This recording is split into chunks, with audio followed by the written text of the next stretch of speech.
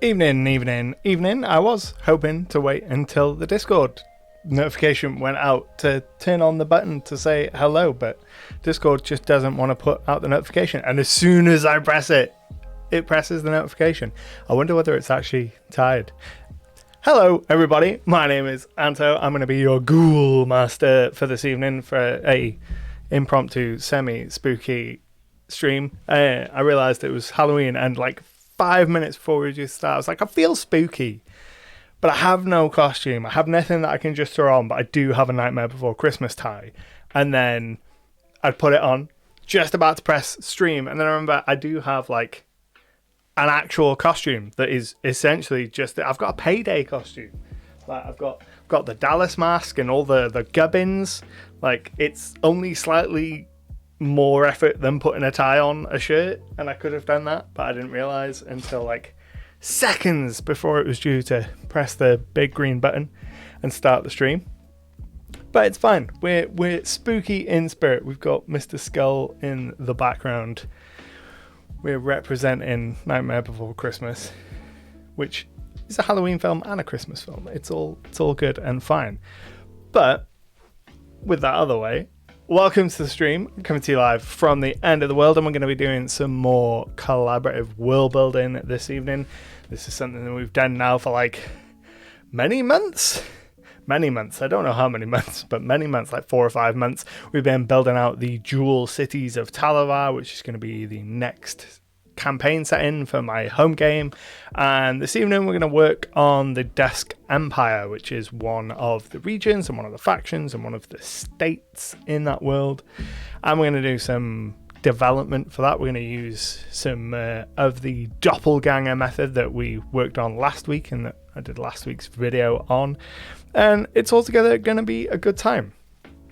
So while we wait for notifications to go out and people to come into the stream, as always, there is a channel reward point button thing. I always forget what it's called. I think it's just called channel points. It's called gold crowns here. If you click beneath the chat, you'll see the option to unlock a whole bunch of stuff, including naming locations and encounters and placing monsters in the world and reminding me to save my work because I'm awful at remembering it. And you can use that to interact with the stream and get your ideas into the world. So I'm going to go ahead here and make sure that we've got everything set up and ready to go. If I press the button, we are immediately met with danger. Nope, that's the Twitch chat. That's very much not what we want. Why are you doing this to me, stream? I'm just going to bear with me a second. There's a bear with me. Let's go back to the old face cam for a second and figure out why we can't switch over to Legend Keeper, because normally we can, and normally we have no problem. And it's worrying that we are having a problem. It's been a while. Although it's been a while since we have had tech issues, so I suppose we are long overdue for it. Let's go ahead here and we will just do some impromptu on the save work is out of stock. Hang on, let's have a look at this. You're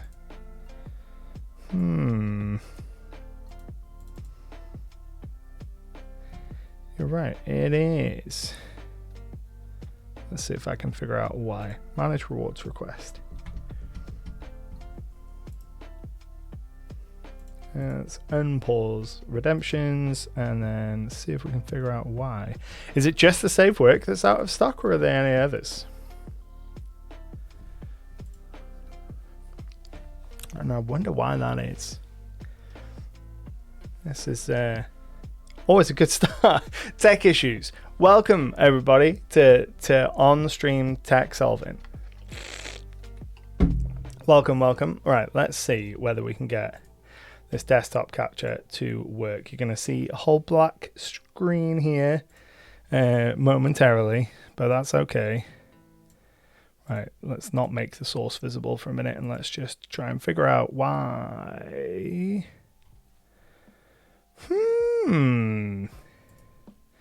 That's not good. don't seem to be able to get Legend Keeper to display, which is not a problem we've ever had before. So let me go ahead and do this. It might be because we've got too many tabs open. So let's go ahead and try this. Only here for a short time as it's close to time for Halloween school shenanigans for the little one.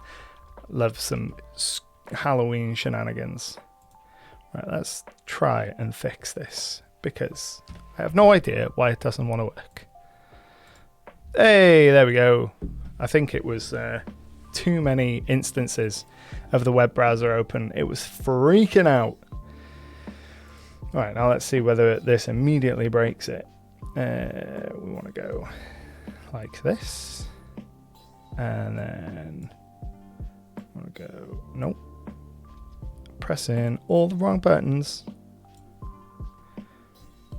And then we want Twitch. And that seems to work. We can still see things. Let's see if I can press a button and have it show up on the stream. And if it does, it does. Everything's working again. Good. Only took us like 10 minutes of live troubleshooting, but we are there. Can you check if we have a Desert's Howl as a monster? If not, I will redeem. I believe we do have a Desert's Howl up near the Nightmare City. I think that's why it's called a Nightmare City. We do indeed have a Desert's Howl up near this city. And it's specifically given nightmares to the city. And Bob, you redeemed it. I don't know when you did, but you did. early on in the streaming saga, I believe. So yeah, we do already have a Desert's Howl. So yeah, now that my brain has had a thorough scrambling from immediate tech problems, which is always fun. This evening we are going to be working on the Dusk Empire. It's what I've been doing a reasonable amount of this week. So in our last actual world building stream, I want to say it feels like a while since we've had a full-on like world building stream. It feels like we've done other stuff a lot. Like we did the flip through with the deck of many quests. We did the like look through the village of Homlet. We had a week off. We did the Desert's Howl, the Howl in Badlands. So I think it feels like it's been a hot minute since we've done a proper world building stream. So today we're going to work on the Dusk Empire. This is one of the larger, if not the largest, well definitely the largest region in the Jewel Cities. If I go ahead here and close off some of these elements so you can get a better, clearer look. The Dusk Empire runs from this border here with the unclaimed lands, this jungle. And it snakes all the way around the cut, which is this channel of water, all the way up to the north here. So it's the largest area in this region, and at one time the Dusk Empire stretched all across the continent of Talavar, which is where we are currently. We're on the Never Eat Shredded Wheat eastern coast of Talavar, but this empire once stretched across the entire thing. It was ruled by an incredibly powerful sorcerer known as the Subjugator, who wanted to unite Talavar under a single banner. He had some crazy paranoias about world-ending threats that only a united Talavar could stand against. So obviously the easiest way to unite the people is to just subjugate them. Villain's gonna villain. It says I'm only able to redeem in stream.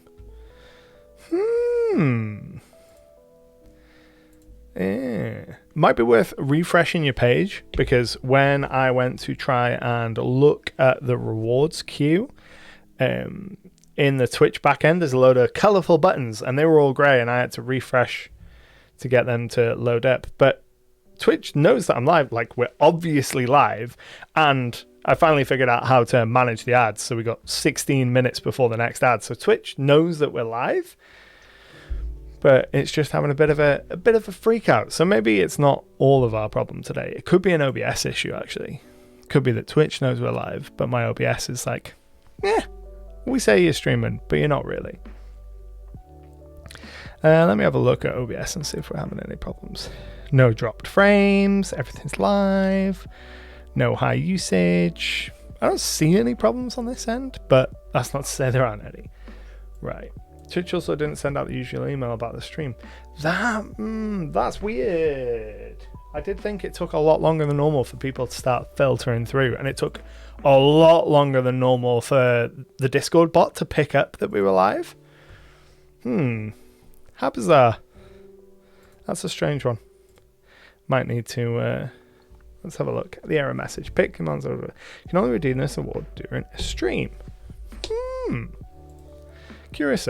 Right, I'm going to have a look and click on Manage Rewards and click on Edit Rewards and see whether that changes something. Enable channel points.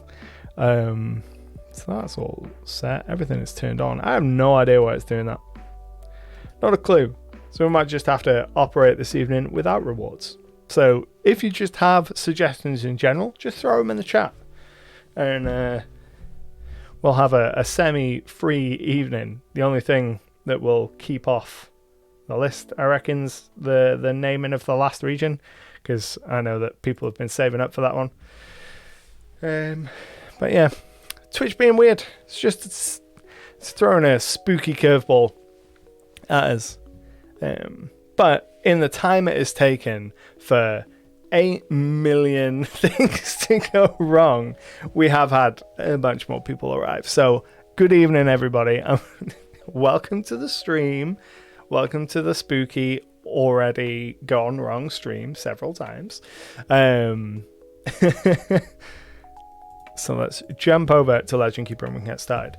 The Amanuren, level 14 from Lost Omens, Monsters of Myth? Monsters of... Is that what that book's called? The Monsters of Myth?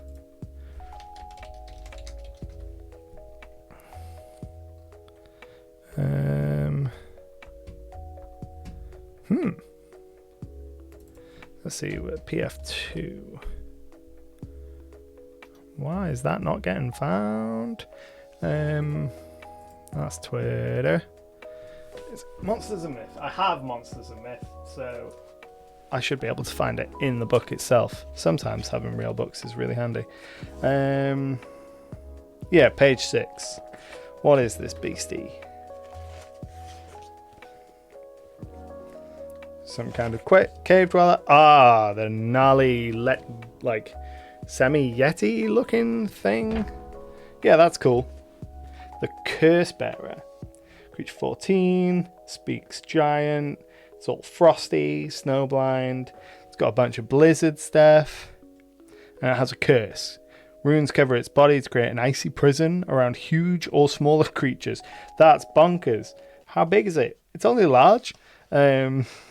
You can see within 60 feet, the prison is a sphere made of unmelting ice, just large enough to fit the target. The target, any creature sharing its space, must attempt a reflex save.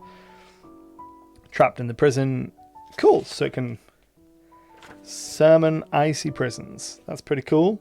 And it can do blizzard evasion. What's that? It takes at least 40 points of physical damage from a single attack, and it isn't discorporated.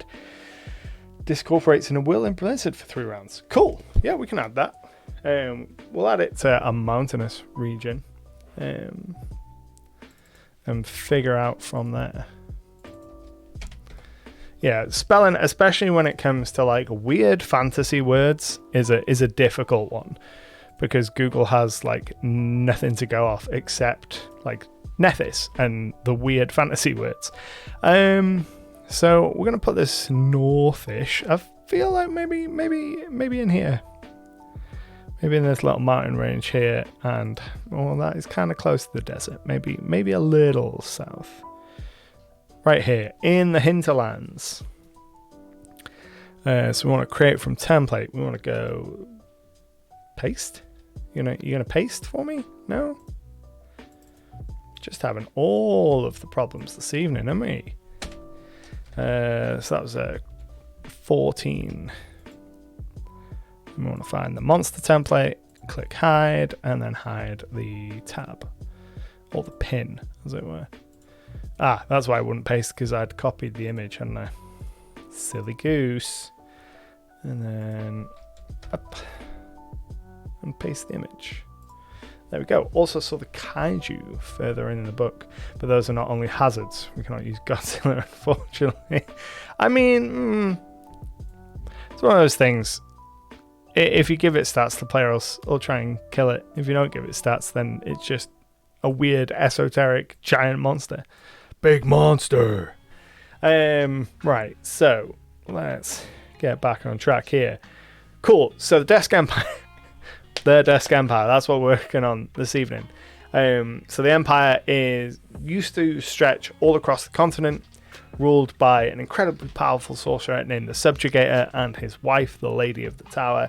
She betrayed him at a battle called the Battle of the Burning Cascade, and then fled back eastward. So the Empire is in this really fragile state at the moment. The previous emperor is dead. There is a new empress, the Betrayer Queen. And she is trying to hold on to power and consolidate and kind of keep the empire together and also expand her own power. So where we find the empire in kind of the present day of our campaign at the campaign start is very much an empire that is looking inwards. So they're looking at their own lands, their own borders, the threats that are affecting them from within their own lands, and it's medium to long-term goals that are kind of re-expanding out and continuing that kind of colonization and the empire building. They're much more focused with, we need to survive our internal threats right now. So I've done a whole bunch of work on the empire this week. Let's see. So I worked on some stuff with the organizational structure for the empire. So we go over to here and click go to board and then make it so it fits. So right at the top we have the Lady of Dusk, the current empress, the ruler of the empire. And then beneath her there are several kind of sectors of government and organization in the empire. On the one side, we have the Hollowed. These are a group of sorcerers who had their souls ripped from their bodies and placed into like crystal facsimiles by the Subjugator. It's one of the things that he was most famed for. Some of them still serve the Lady of the Tower, so she has this cabal of powerful sorcerers at her disposal. They're not part of the kind of rigid structure of the empire. They're kind of at her beck and call. Then on the other side, outside of the kind of general structure of the empire, we have the Office of Imperial Security Overwatch. This is kind of like the internal watchers and counterterrorism and kind of anti-rebellion branch of the empire, led by the Exalted Overseer. And the whole purpose of this particular group is to maintain law and order within the empire, quash rebellions, make sure that the governors and legates and commanders of the army are following the imperial doctrine and kind of make sure the empire is going in the right direction. And they are most famed for a group of magical users called Overseers who have like magic tattoos around their eyes that give them like limited, almost like a limited true sight. So they have the ability to know when there are creatures around them, even if they can't see them. And they have the ability to kind of once a day give themselves true seeing to like see through invisibility and stuff. So the fantasy with this is if you are let's say a small town mayor and you haven't been paying your taxes quite right, or you've been allowing people to spread anti-imperial messaging, well, an overseer might come to your town and kind of conduct an investigation and use their magic to kind of see through and see the truth of the matter. And if necessary, they will depose the ruler of the area and insert someone else or take direct control themselves, or they might decide things have gone too far, we need to bring in a legion of soldiers to kind of sort this place out. So they're kind of a mix of the Inquisition from Warhammer crossed with like a secret police, crossed with like Big Brother style intelligence and Overwatch. Bob says, is that the truth of their truth?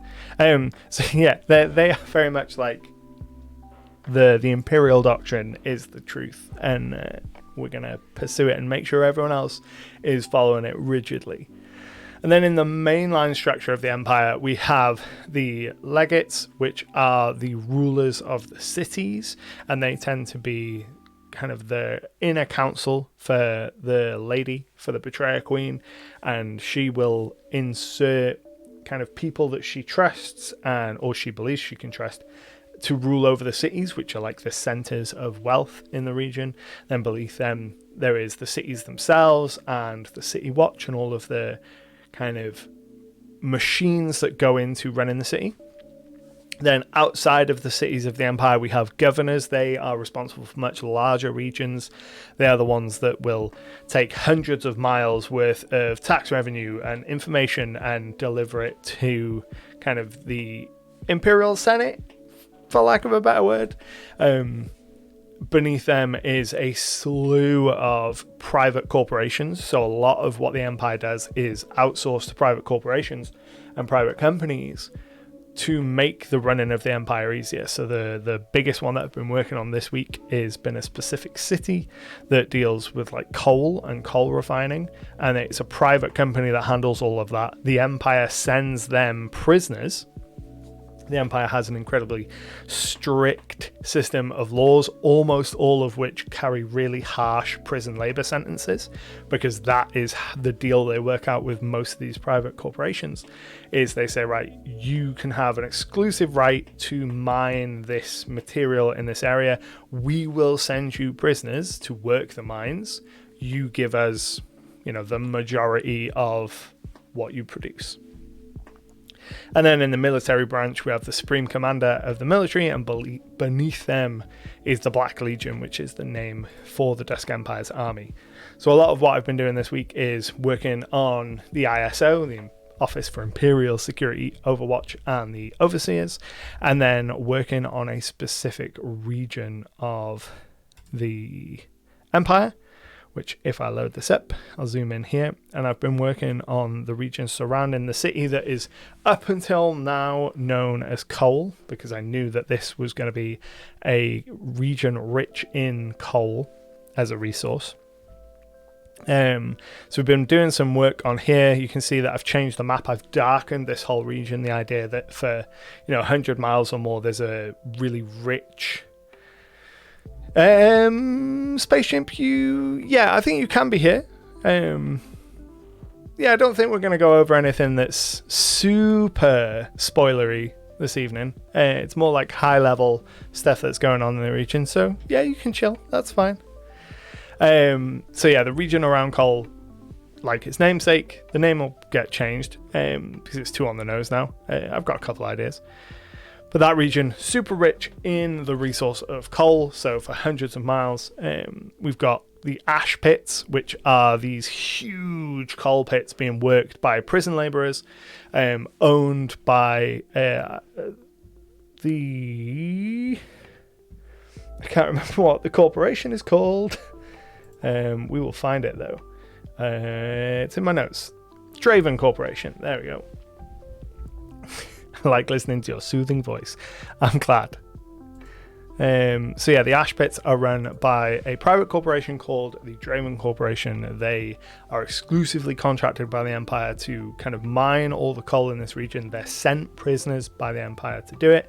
And in doing so, it kind of kicks up an incredible amount of dust and ash and kind of pollutants. So the city of coal is also known as the City of Ash, and there is an incredible ash cloud that kind of surrounds this area, and this whole region is going to be very industrial, lots of factories and refineries, constant kind of smog in the air, everything covered in a thick layer of ash, and basically be toxic to most creatures. So the idea is that people that work and live in the city are going to require some kind of magical or semi-magical apparatus to be able to breathe. So the soldiers that are in the military academy here and the nobles, they'll have the equivalent of like plague masks, like magical filtration masks, whereas the common folk will have either just bits of cloth or like cloth that have been soaked in kind of a magical poultice to keep some of the mining pollutants out. I only heard prison labours and a corporation. A nice way to explain a gulag. That's essentially what it is, yeah. Bet whatever lives in the sea around the region isn't too happy with the pollution in the waters. Almost certainly not. We're probably going to have, I think we've got some bunyips. That's the only thing we've got there, but those were placed before we knew about how much it was polluted. So I'll probably do another pass through the three main bestiaries to look and find some specific like polluted or corrupted or like poisonous nasties for the waters around this region. But a lot of what we've been doing, or a lot of what I've been doing this week, is working on the Empire on coal specifically. So we are just about to get an ad. I actually remembered to look down and we've got like 5 seconds before an ad. So take a few moments. I'm going to grab a drink.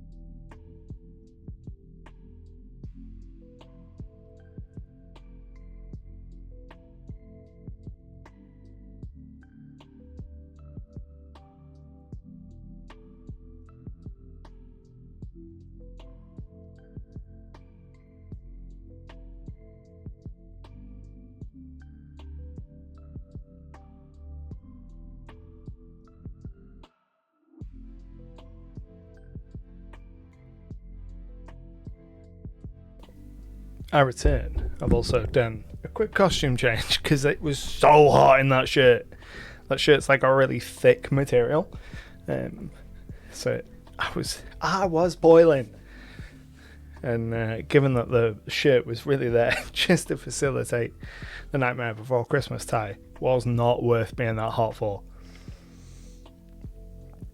Yeah, Twitch is really weird with its ads. Like, subscribers shouldn't get ads, but that's not always the case.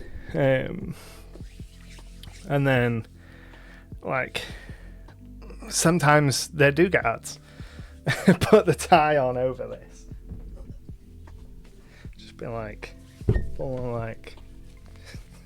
wear it like a bandana, like Nightmare Before Christmas bandana. Probably won't remember him, but I was the guy that asked once how to host a 45-minute D&D session for an entire school class. I do remember that.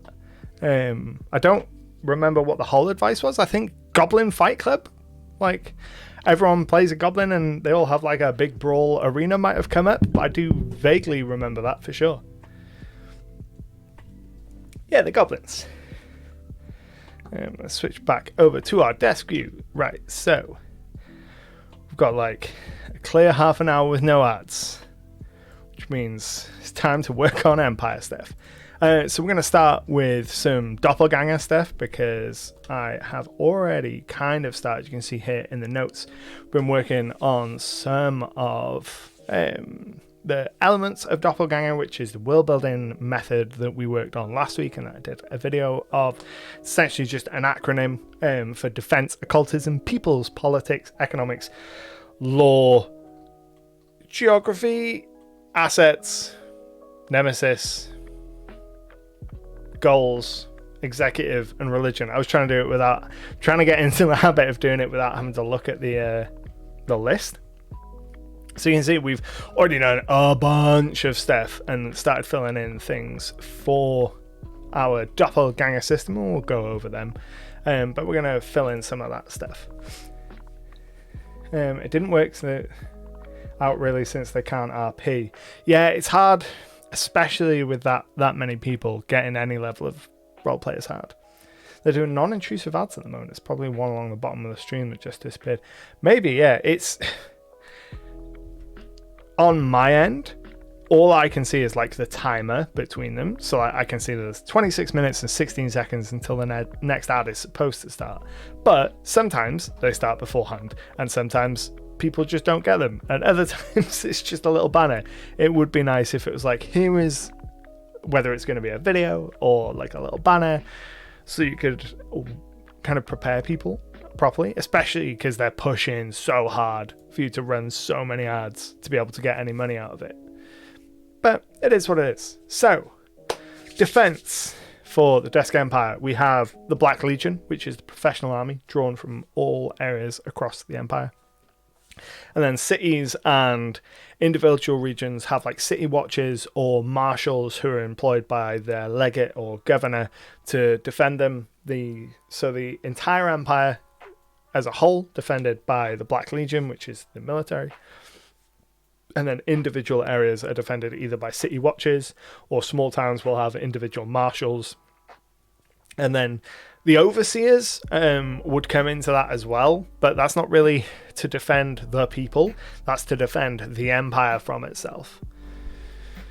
How does the Empire handle non-registered psychics and other potential threats? They use a form of forced conscription for the youth. Seems like something an Empire like this would use for easy cannon fodder and such. So I believe we have it. Yeah, so magic is known and accepted by the state, but it is regulated. So spellcasters are supposed to register with the Imperial Security Overwatch, the Office of Imperial Security Overwatch, the ISO, which keeps a list of all known spellcasters. And one of the jobs of the overseers is to hunt rogue spellcasters. So when there are reports of unregistered and unregulated magic being performed, that's one of the job of the overseers, is to kind of find those people and either register them or dish out the punishments. Magic items are traded, but powerful ones are restricted, and then the sale of them, you have to have specific licenses and stuff like that. And a lot of magic item vendors are supposed to have kind of exclusive contracts with the military, so like magic weapons and stuff are supposed to only get sold to like Empire military and Empire defensive forces, and not to just regular folk. How will they know if the magic is cast by an unregistered mage or a registered one? So it's largely a case of they'll have in a region, let's say in a 100-mile region, enjoy the Halloween festivities. So let's say in like a 100-mile region, the ISO will have a list of, right, this town has this spellcaster, and when people report, oh, someone was casting spells in this town, they might cross-reference what they know about the reported spellcasting with their kind of register. And if it's a case of, oh, well, we know there's a tiefling in this town that is a spellcaster and they're registered, but we're getting reports of a dwarf spellcaster in this town, then they might send someone out to investigate, or kind of send a message to the local marshals or the city watch for them to start the investigation process in the first instance before they send out overseers. So it's probably going to be kind of the local PD that go out and investigate the spellcasters first, and it's only really going to be a problem when those spellcasters are using magic in a really obvious way and in a disruptive way. If you're just casting spells subtly and you're doing it for personal use spells, that's probably going to fly under the radar reasonably well. But the registering of them is just another tool that the Empire can use to kind of control its people and control its kind of steady state world. So by having this register and by having it known that there is a register of spellcasters, it creates a level of the feeling of being watched, and that kind of big brother sense very much going to be part of what is the kind of central theme around the Empire. If you live in the Dusk Empire, you are being watched, and that's something that they're very much going to foster for the peoples.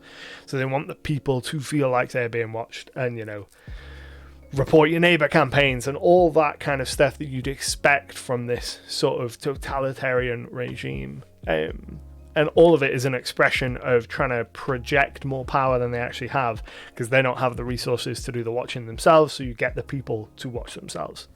You know, classic regime stuff. So in terms of peoples, we don't know a huge amount about the peoples in the Empire. Almost certainly going to be human dominant. And by that I mean the largest individual ancestry in the Empire is going to be humans. Because that is the default worldwide, unless you're in a specific smaller region. The Empire does have a name. It is the Dusk Empire. It's got a creature for near coal, a knuckle leaf. I think we might have a knuckle leaf. Let's have a look. I've got a feeling we might already have a knuckle leaf, but we might be able to move it, depending. Knuckle leaf. Yeah. We do have it. We have it near this oil well that's been polluting the river up here, and there's a knuckle leaf that's real annoyed that pollutants have been dumped into the river.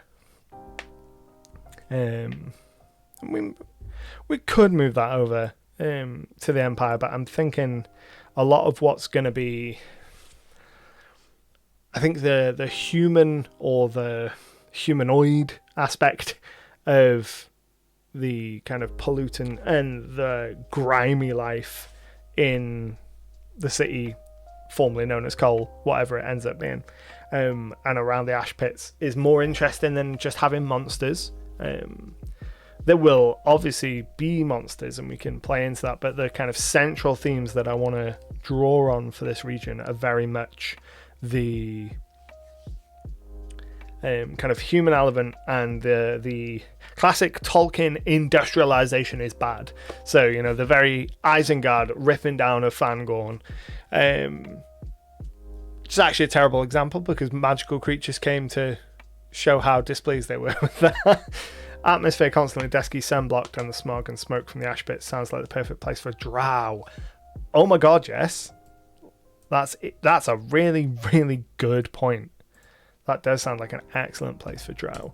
Drow can definitely be some of the dominant population in the city that will eventually be renamed from Coal. I'd imagine such an empire would have an issue with some ancestries and creatures that tend to be hard to control, have abilities that the empire deems dangerous. Possibly. Most certainly as this will be predominantly Pathfinder 2nd edition, most of the ancestries have innate powers to some degree. So other than, you know, kind of like the outliers, most of them are going to have some kind of power, so they'd all kind of be equally accepted. It's more about having more stringent kind of watching capabilities. Spinal Clone, we are doing some world building for my next D&D campaign.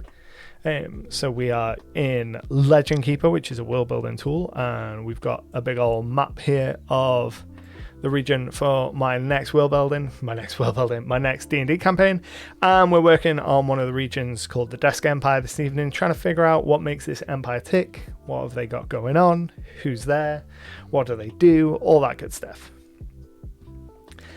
So human dominant, definitely going to have drow in there somewhere, and that's a really good, I think having a drow population in and around the ash pits is a great idea, because I personally find it really hard to incorporate drow into the surface world in a way that makes sense, because they're so intrinsically linked with the underground world. Hey, it's Matty P, raiding with a party of 6. How's it going, buddy? So the leader recalls a female to keep with the matriarchal elements of the drow, male or a male who has to overcome the difficulties. Not necessarily not necessarily be ruled by drow. I think, yeah. So the ruler is Legate Katga Redwood, which was redeemed by Katga here on the stream. Doesn't have to necessarily be a drow. Hey, Matty P, how we doing? Welcome raiding party. we're doing some world building for the Dusk Empire. So it doesn't necessarily have to be drow, but there will be a heavy drow presence because it makes a lot of sense for this region of the surface world. Be like 4 dungeons in Phantasy Star 2. Ooh. Is that what you're playing on stream the other evening? I just remember the very colourful costumes. Never really bothered to use the matriarchal aspect of the drow outside Forgotten Realms. It seemed like something specific to that setting. Yeah, like I say, drow are one of those ones that, because of they've so tied to being underground, I always struggle with ways to incorporate them in the overworld. But having them in and around the city formerly known as Cole will be perfect, because there will be no sunshine there, so their kind of sunlight sensitivity won't be a problem. And I imagine they could probably make some great advisors in the Nightfall Military Academy, which is the learning institution, the military academy for the Black Legion. Brings in scholars from all over the place to train their recruits in all sorts of different things. So having kind of a drow delegation in that would make a lot of sense. So let's go and scroll back down. Eberron's drow were interesting if a bit mental. They changed out spiders for scorpions. Whew, scorpion driders. Terrifying. So, politically, the Empire is obviously totalitarian. Allegiance is pledged to the Empress and the Empire before all else. That comes into effect for religion as well. There's pretty significant political unrest because of the death of the subjugator. So there's a lot of splinter factions, a lot of infighting, and like I said, a lot of the Empire's focus right now in the kind of where we start the campaign in our present day is going to be keeping this machine together. So the common folk are pretty uneasy in general about the political climate, as it means increased risk of conflict. They don't particularly care who's in charge, because life is generally about as terrible for them, whoever's in charge. But they're concerned principally with what happens if, under this new regime, under the lady, there is an all-out rebellion, and things break out into even more conflict. Forgotten Realms feels so silly. It's just like had way too many hands working on it. Yeah, I feel like really early on they could have done with like a hard document to be like, here are the core elements of the world to stick to. But I suppose that is kind of the whole jam for the Forgotten Realms, is it can be anything you want it can be. Is the oath to the Empress first or the Empire first? That's an excellent question. I think it would be Empress first, especially in light of kind of post-subjugator's death. Because if you pledge to the Empire, yeah, I think that previously it might have been a pledge to the Empire, which is how the lady is like, right, I'm in charge now, you pledge to the Empire, now pledge to me. And then from that point forth, you pledge to the Empress first, to the lady, and then to the Empire. So economically, they are pretty conservative. Common folk are taxed either through coin or goods given to the Imperial War Machine, because they're an empire. There always has to be a war. They grant contracts to private companies to handle a lot of their kind of logistical operation outside of the military. They use most of the money they gain to kind of fuel that military machine. Outside of that, they give contracts to private companies to handle things like extracting coal and fuel and handling their prison systems and dealing with logistics and transportation and all that kind of stuff. In terms of law and the criminal justice system, it's very strict and very harsh penalties. Like, even minor things carry disproportionately significant prison labor sentences, and then they are provided to private companies. So almost all of the prisons within the Empire are going to be privately run. So the Empire gives those prisons to prisoners for free. So you just have to, feed them and house them for the duration of their sentence and use them to generate the resources that keep the Empire running. Very much a lot of this element of it takes a lot of inspiration from the current Star Wars Andor series, which I think is a fascinating look at the machinations and the logistical element of the Galactic Empire in that universe. I'm really enjoying that series. So in terms of geography, so it goes from the unclaimed lands, the unclaimed lands in the south, up to the Howling Badlands in the north. So most of the region is kind of plainer, plains, so fields, forests, mountains. It's quite temperate. So, you know, warm summers, cold winters. You might get snow in the winter. You might get the odd drought in the summer, especially as you move north closer to the Howling Badlands. But for the most part, you're going to have typical kind of Northern European, Western European weather. Weirdly, I could see the Empire trying to British the inland lands for resources due to how close it is. It'll be interesting to see how that go wrong from 100%. It is that region. That region's native name is Ngawe, and it is known colloquially as the Unclaimed Lands because the Empire is the biggest player in this region, so they're kind of the ones that put the names on the maps, and they call it the Unclaimed Lands because they've never claimed it, and that's specifically why it's called that, because the Empire hasn't been successful in going in there and taking it. Not that they don't want to or aren't trying. There are, you know, small little outposts into the Unclaimed Lands, and they have a city kind of in the islands around here, and it's where they keep Light's Grave, which is their kind of maximum security prison, which is kind of like the Abomination Vaults in Pathfinder. It's just the upper levels of the prison are normal prison, the lower levels are like ancient dungeon full of monsters, and the prison system's like, yeah, you can try and escape. If you want to go down and fight your way through all the monsters and you escape, good for you. But you'll probably be eaten by monsters. Exactly, Fantasy Supermax. Just a suggestion, as for military and tax, you can take inspiration from the historical Swedish allotment system. It's a way to keep a trained army up at all times. It would fit well with a well-disciplined and well-trained army.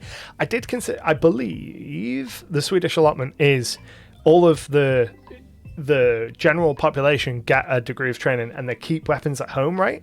I did consider that. I moved away from it because that seems like a recipe for rebellion. Training, like the mandatory training isn't so much the problem, but the keeping weapons at home and keeping like a defense force standing ready to bear arms seems like a recipe for rebellion disaster when they're so concerned with internal problems at the moment. Hi-ho! What's the scope of the campaign? That's largely going to be dictated by the players. So we have a map that is a big old region, kind of 1500, 1600. I knew you were going to say that. Bare arms. We have a region that's like 1600 miles top to tip. And I think we're up to, what are we up to? 2, 3, 4, 5, 6, 7, 8, 9, 10. Like a dozen regions, a dozen nations in here of several hundred miles each. And the scope is really kind of going to depend on what the players want to do. So I'm like 80% of the way through working on a traveler's guide to the Jewel Cities, like an introductory primer for my players. So when it gets closer to us running that, I'll give them that PDF and say, have a read through this, and you decide where in the world you want to start. My idea is that this region is probably, I'd like to spend multiple years running more than one campaign in this region. So I don't expect us to go to every single place in this first campaign, but I want to get a baseline of kind of information ready for as much of the region as I can, because it helps with contextual clues. So if I know everything about, we've got 3 regions, let's say, if I know a lot of stuff about all 3 regions, the players can pick one and they might never go to the other 2, but knowing information about the other 2 can give me context on how things will progress as the campaign goes along, and it makes it easier for me to make things up on the fly. In a community and village, instead of paying a tax, were required to pay for the upkeep of a professional soldier or cavalryman and the horses. They paid for his house, his land, his equipment. That is cool. That element is interesting. That could definitely be an element of it. So some of the tax could go into that. Here in Switzerland, we have it like that. Yeah, that's Sweden. I'd conflated Sweden and Switzerland. We get to take our guns home after recruitment, and it's mandatory for it. Yeah, it was Switzerland I was thinking of with that setup. So what's favourite campaign prompt you think can easily pull out in this setting? Let's have a looky loo and see what we've got so far. So Space Chimp, close your ears for like 2 minutes, because these are the prompts that you'll be getting. So I have been working on prompts for each of the regions. So you can see most of them here are just bullet point lists at the moment. So the Dusk Empire, as that's what we're talking about this evening, we use that as an example.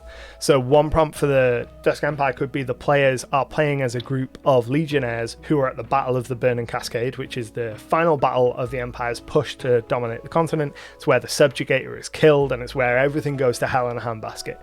So the players could be a group of legionnaires that were at this battle, and they have fled eastwards across Talabar back towards the Jewel Cities following this, and they kind of have to deal with the fallout of that battle and decide, you know, why were they in the Legion beforehand? Are they staying in the Legion?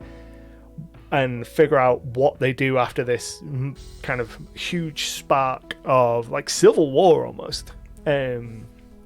So that would start pretty much exactly where my current campaign ends, because that current campaign, provided the players don't all die, will have like a magical worldwide effect that can tie into that being the moment that the lady, the betrayer queen, uses to turn on her husband and kill the subjugator. So the pitch would be survivors of the Battle of the Burning Cascade, present when the lady murdered her husband, the subjugator, and fractured the empire. You've spent months fleeing east towards the Jewel Cities with your new empress, and then they'd need to figure out what they need to do. Sounds like a good idea for a prison, similar to the one that I have, a death race type or idea, fights instead, no death during the fights, where results are bet on and the champion has the option to fight a gauntlet of monsters, be part of a battle or death instead. Yeah, having death races is surprisingly, I feel like that's a deep reference, and I don't remember hating the movie. Like, the whole, oh, you can fight your way out or drive your way out or race your way out to freedom, is always an interesting thing to explore in like a prison setup. What I'm thinking of with Lightsgrave is very much Lightsgrave is there to be abomination vaults for me, to have the option of, here's this thing that I can reference as the players travel across the Empire, and if they either get sent there or decide to go there of their own accord, I'd just open the Abomination Vaults adventure and go, right, okay, what am I going to pick and choose from this? Could also do things like Rollerball and Running Man as similar ideas. Oh, Running Man, yes. But yeah, so the most of the kind of penal system in the Dusk Empire is going to be prison sentences, and the de facto is, if it's a prison sentence, it's labor, because they've contracted out to private corporations who are using the prisoners to make profit, because what's more evil than capitalism? I knew we'd get there eventually. Only took us 57 minutes, but we get there every week. So in terms of assets, we've got rubies and coal, magical devices, exports, coal and various woods and stones and precious gems, all the kind of standard stuff in the region. I am trying to figure out whether or not to make the coal that's in the city of Coal, or the city formerly known as Coal, whether to make that magical or not, or whether to keep it strictly kind of traditional Industrial Revolution style setup for there. And I'm undecided yet whether I want to introduce another magical element, because we've got the cinder, which is the kind of red dust, the spice must flow up in the Howling Badlands, which is our northern deserts. That's kind of like a radioactive fallout from like a great explosion a long time ago that's dyed the desert red. We have the time stone out in the Vale, which can have chronomantic properties and can be manipulated for the process of time-based magic. So I don't know whether I want to introduce another kind of magical resource, or whether it is just a case of, hey, this is a medieval kind of feudal world, this is an industrial region. It's going to go the way that went in the real world, that the industrial region sweeps over the feudal societies because of the advanced technologies. The only thing that would hold that back in this instance would be the fact that all of these other places that would otherwise get swept have magic, and there are monsters. Coal could just be the overall name given to every similar material mined in the region. None of it's actually coal, but the Empire doesn't want the outsiders to know what they're mining. Could be, we could have some like secret special resource, some magical fuel. I think that will come the more we develop the Dusk Empire and the more areas of it we kind of figure out. That'll be when I really kind of figure out what coal is going to be. So again, look down. We're just getting an ad, so I will pause my pontificating while the ad runs through for people. I won't stick us on a back soon screen for that, but for those that are getting the ad, stick around. It's like 90 seconds and we'll be back.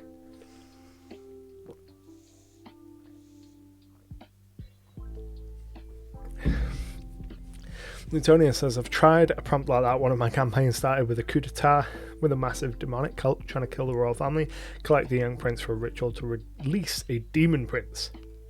There's a great animating plot that really pushes the drama quickly, but it's hard to keep the same high as the campaign grows older. Such campaign prompt I find is good for a short adventure, 2 to 3 months, 4 tops.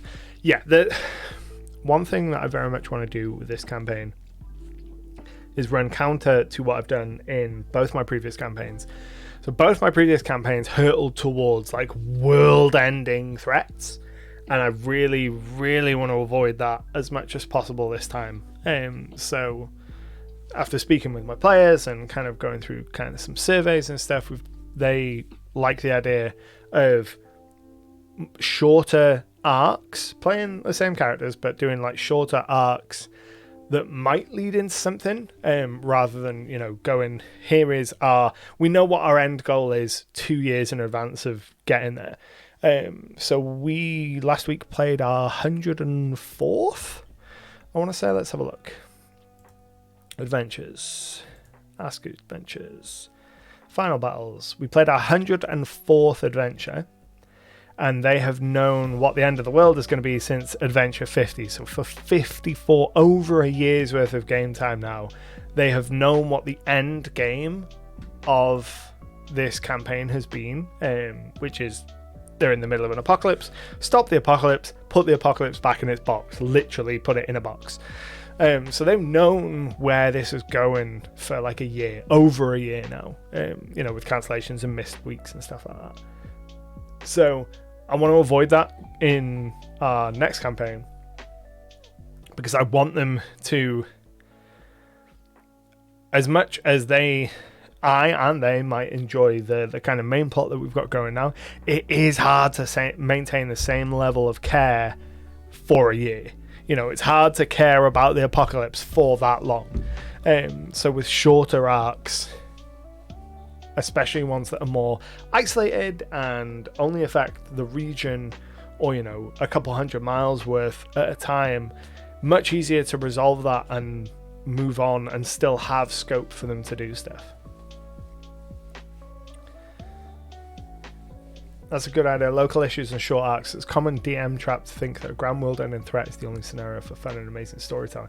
It's kind of baked in, I think, with the way the level progression works in games like D&D. Monsters at level 1 aren't capable of destroying the world. Monsters at level 20 aren't capable of doing anything except destroying the world. So you get this kind of progression as you either start throwing just significantly more lesser monsters, or fewer higher powered monsters, and those higher powered monsters come with powers that become more and more world ending.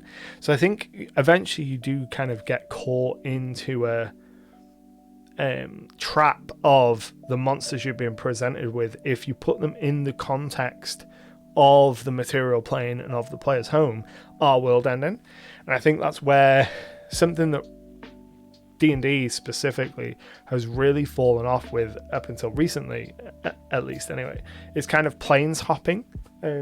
Because, you know, back in the day, the assumption would be you get to kind of a high enough level, your world doesn't matter anymore. You've saved your world. It's time to go to other worlds.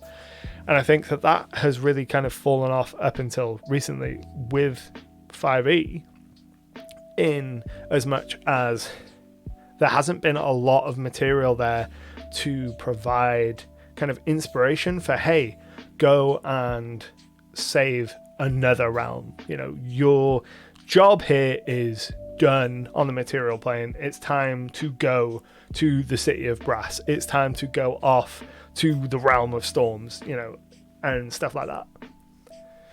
Sometimes local issues can become world ending if the players interact with it in ways that snowball that way. Absolutely. Also, the players at the end of Tier 2 playing D&D start to get world altering spells. Another great point.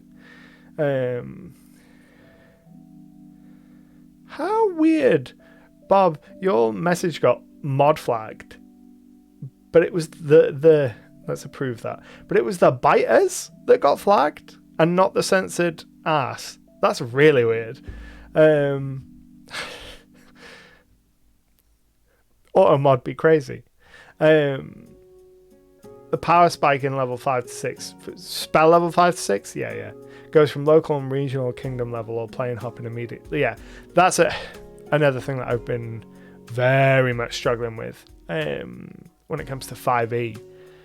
Good God, the balance and the kind of threats that the system seems to assume that you're going to throw them just falls apart really quickly once you cross sort of level 8, 9-ish. We're up to level 16 now. And the kind of stuff that you have to throw at the players to give them any kind of measure of challenge, it's like, dear Lord, these are like individual mini world-ending threats in of themselves working towards an even bigger world-ending threat. It's madness. So let's go ahead here. We want to think about Nemesis. So who are Nemesis?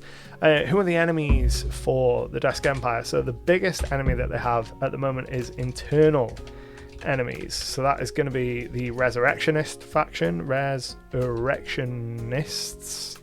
So the Resurrectionists are a group that believes that they have the power to resurrect the Subjugator and bring back the old empire, and they are working towards that. So they have internal threats from Resurrectionists, also just general rebellion, because, you know, plenty of people don't want to live under an empire, especially one that is as bad as the Dusk Empire. So they have a number of internal enemies as well as like power plays. So that would be people like fighting for the top job, you know, who want to depose the Lady of Dusk and institute themselves as leader of the empire. In terms of other active threats at the kind of start of the campaign, they're not going to be at war with anyone.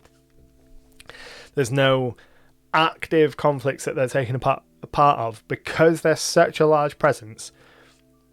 It would throw the players into here is a really large scale conflict way too quick if there was an active kind of war. So when the players kind of start out the campaign, our first few levels, we're going to be in the steady state world. All of the regions are kind of in cold wars at best. None of them are in hot conflict, because that, again, risks pulling them into something much too large, much too quickly.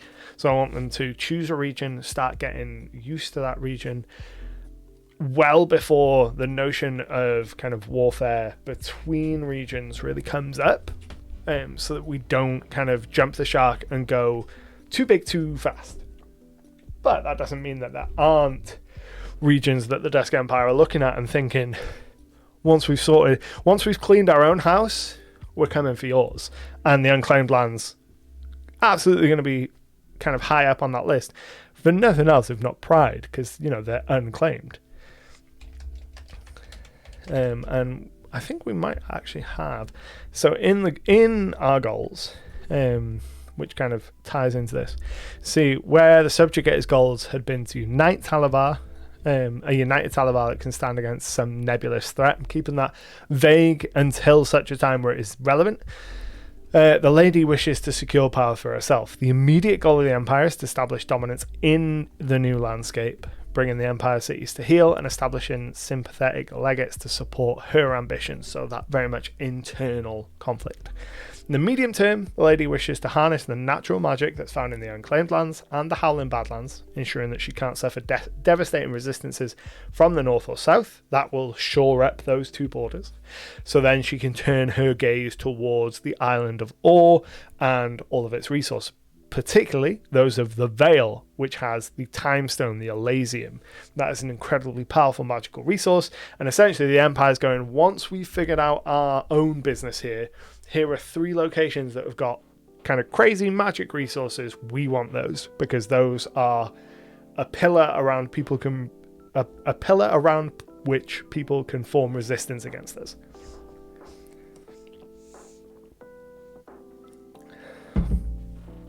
Maybe the nation that needs a name could either be a place of interest to the Empire, perhaps they went to set up a puppet rather than a way to get a foothold on the region, or a nemesis of sorts, the refusal to become a puppet empire.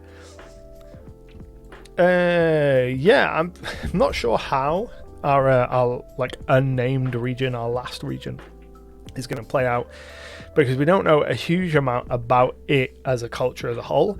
I do know that in Eildal, which is our kind of classic chivalric swords and kind of cavalry knights area, their goals are very much, we are aware that it won't be long before the Dusk Empire turns its gaze towards us, and King Halfdan is like, we need to figure this out, and we need to make sure that when the Empire turns its gaze towards this island, we're not fighting amongst ourselves, and that we can repel them. And given that Eildal here is kind of on the coast directly opposite the Empire, they feel like, right, we're going to have to take charge of this, so we need to be sending like secret feelers out to our unnamed region, to Erexis, which is where the lizard folk live, to our neighbors, to kind of like we need to figure out some kind of secret pact, so that if the Empire tries to make landfall on our shore, we are prepared as a collective to deal with it. And that's one of the things that I like about approaching world building in this way, this high level, figuring out the whole world before the players even start playing, is you get those context points. We've been doing this now for several months, since like June, so like 4 months, and over months and months you build lots and lots of little pieces of information that inform the next time you make a piece of information, and it makes for, at the end, I think anyway, a much more natural feeling world where everything is a little bit interconnected and things come up in surprising ways, because you go, right, I'm going to develop faction A and they believe this, and faction B believe this, and where there is an overlap, that's where the drama is. Could some factions of that decide to align with the Empress? That way they're not fighting, so they think they'll be safe. They can indeed, and that faction is going to be up in the hinterlands. So the Glass Hinterlands, kind of northernmost region of the island of Ore, has always had a long-standing connection to the Empire. Last Watch, which is kind of like the last city of the Empire before you get out into the ocean, has kind of a lot of trade into the hinterlands, a lot of people moving back and forth. So there's definitely going to be kind of underhanded, under the table deals where the Empire is going to be offering the hinterlands like a protectorate, and say, right, we're going to come over and conquer this island, we'll rule all of it, but you can keep your lands and you can keep your power, and we won't put you out. You can just be officially underneath us. You can be a protectorate of the Empire, but you can keep your personal power if you side with us. So at the moment, and certainly when the campaign starts, we're not going to have active conflict, but we've got a lot of scope for wheeling and dealing and like political machinations, even though there is an active war. It's kind of everyone sitting on a powder keg looking at everyone else going, we know it's going to kick off eventually. We're in an unusual period of peace at the moment, and it's going to be very much a case of a lot of good people actively working really hard to maintain that peace, while also a lot of other people being like, yeah, war's inevitable, we'll try and profit or capitalize on it in some way.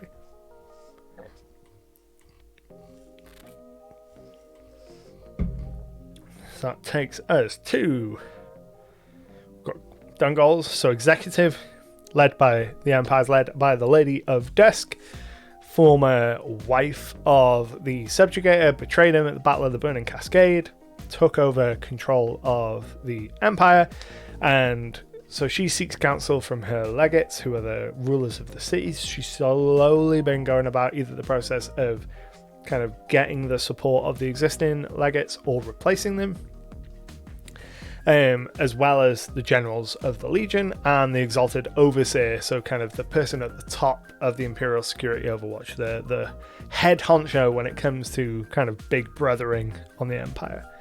And then when it comes to religion, the Empire decrees that no gods can be placed above the Empress. People are free to worship, but any display of faith that intimates a god being more important than the Empress is severely punished. And that's just another method of their control. You are free to do what you like, as long as you always remember that we are at the top. So, Empire, what else? So we filled out all of our doppelganger notes. We've got a load of information about the kind of executive area and the organization of the Empire. So I think we've got all of the high level stuff that we could want at this point from the Empire. It's a case now of going in and applying those things to all of our different areas. So I think we're probably going to focus on the region of the city formerly known as Cole. So here's what we've got thus far. The city of Cole, again, we're going to rename this bit for now. The city of Cole is one of the oldest in the Dusk Empire, known as the City of Ash. It gets its name from the vast reserves of coal fuel found beneath it and its surrounding lands.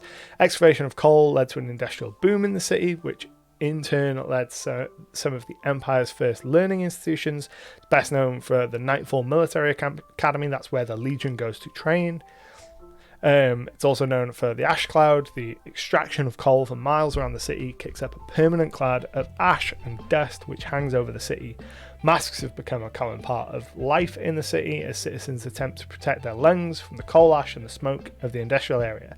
Common folks use simple strips of cloth, sometimes treated with medicinal herbs, so that'd be a +1 counteract, cost 5 silver pieces. You can see I've started adding mechanical information to this. Whereas legionnaires will wear sealed masks, so specialist masks, and nobles and senior military will be equipped with full filtered masks, so they're much more expensive, much more effective. And in my notes here you can see I've put that this city is going to follow a lot of the same formulas as traditional like mining towns. When you look at the expansion of the Americas, a lot of the towns were kind of company towns, where one company goes in to open a mine, collect a resource, build a railway, whatever it is, and they bring the people and they essentially build a whole town around the working of that company. And along with that comes things like company stores, everything being owned in a town by the company, not using traditional currency and coinage, but instead using a scrip from the corporation. So you can see here all of the kind of coal extraction is being done by the Draven Corporation, and the Draven Corporation outside of the military academies and the military zones essentially runs the city of Cole like a corporation town. So a lot of the businesses will only accept scripts, which are for company employees, and you can go and get your traditional coinage exchanged for that. Obviously, they take a cut off that. And then the Legion has a full district in the city with its own amenities, but the rest of the city is controlled by the corporation and thus takes payment in scripts. So we're very much building this bleak, always overcast. Everything is filthy from the perpetual kind of settlement of the coal dust. Everyone would be wearing masks and, trying to protect their lungs. It's a company-run city. There's a lot of company kind of commerce places that only accept scripts and not traditional currency. So what we're setting up here is a very specific vibe for when the players arrive. Dravenberg is a definite potential for a new name. Let's go ahead and put that into our notes. You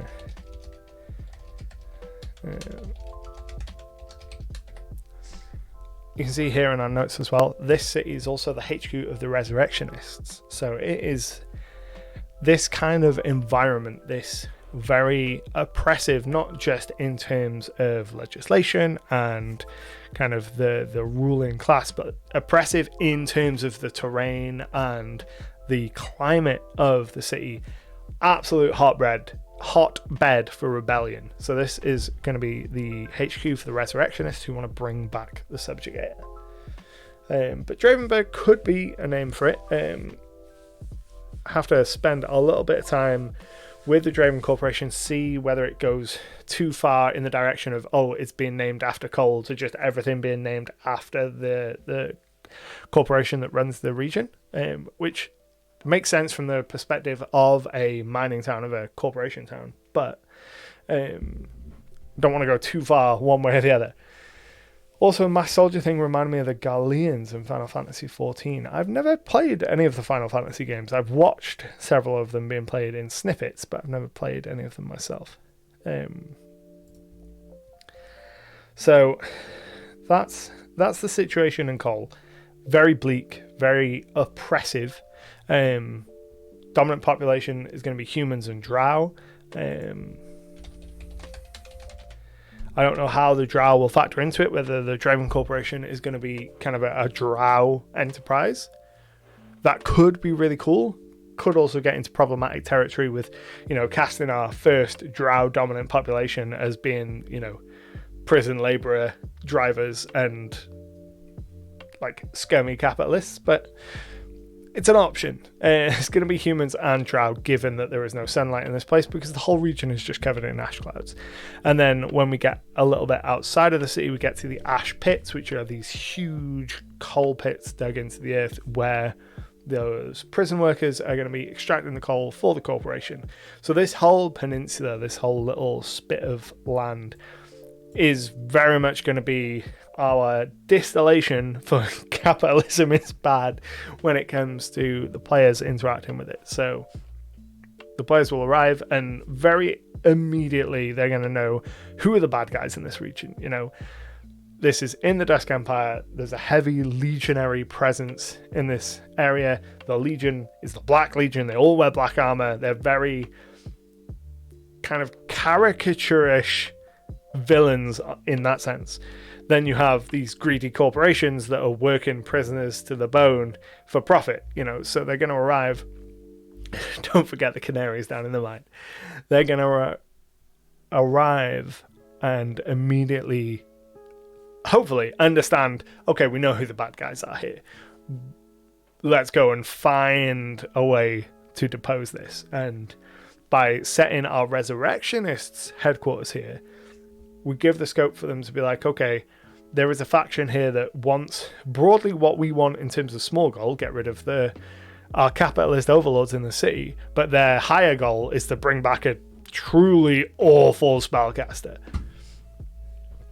Maybe the drow refer to themselves as the Draven. Maybe. I was thinking, what I have presently, I believe, for the Draven Corporation is it's the name of the family that runs the business. So the Draven Corporation is a private company owned by the Draven family, currently led by Tiber Draven. The company has the exclusive contract to extract and refine coal from the ash pits in the Southern Empire.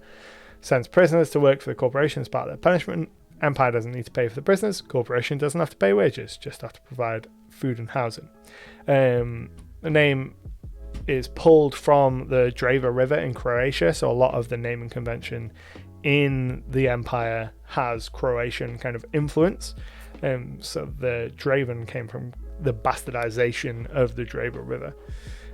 Was the situation in Cole worse under the Subjugator or under the Empress? That is an excellent question. I would imagine it's worse under the Empress. I imagine most things in the Empire, as we're concerned with them in the context of the dual cities, are worse now than when under the Subjugator, because the Subjugator's whole thing was, I want to unite Talavar. So he spent years away from this region, away from home base with his army, and the Empire pretty much just ticked along without any kind of executive influence. Whereas since his betrayal, since the lady has taken over, and since she is in the process of shoring up, kind of cleaning house internally, there's a lot more direct influence from the executive branch now. It's very much a case of the executive branch is looking for the holes and for the rule breaking and for the lax aspects that these people have gotten away with for a long time. I finally made it. I'm sure I missed quite a bit. Hope everyone's doing great. Welcome. We're just going over the Dusk Empire, figuring out some stuff and things with this empire and how it works.